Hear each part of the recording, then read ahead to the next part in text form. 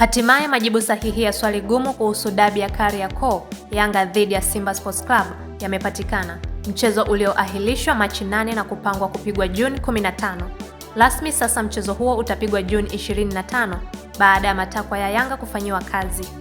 Ikumbukwe Yanga walitaka baadhi ya viongozi wa bodi ya ligi kujiuzuru ndipo wapeleke timu uwanjani. Kupitia ukurasa maalum wa mtandao wa Instagram, TFF imeweka taarifa inayosomeka kuwa mwenyekiti wa bodi ya ligi kuu Tanzania TPLB, Steven Mguto, amewasilisha barua ya kujiuzulu wadhifa huo.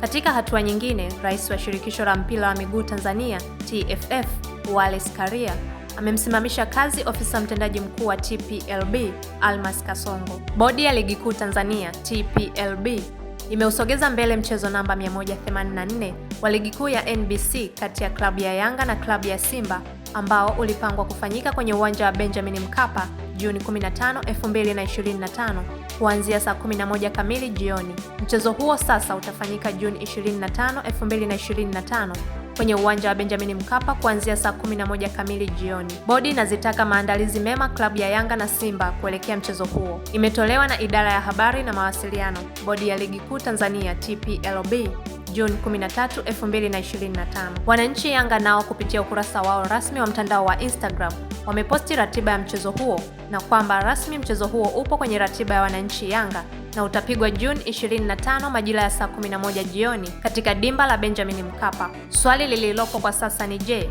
Simba nao watasimamia msimamo wao wa kutokucheza dabi tarehe tofauti na Juni 15? Ikumbukwe mwanzo Simba Sports Club kupitia ukurasa wao rasmi wa mtandao wa Instagram walisema hawatashiriki dabi ya Kariakoo tarehe tofauti na Juni 15.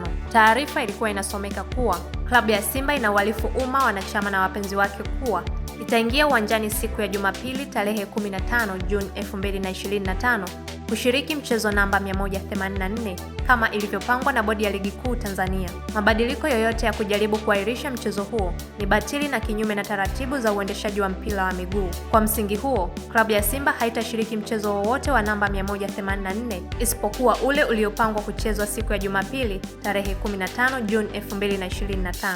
Tunawaomba wanachama na wapenzi wa klabu yetu kujitokeza kwa wingi kuijaza Benjamin Mkapa siku hiyo muhimu ili kuiunga mkono timu yetu.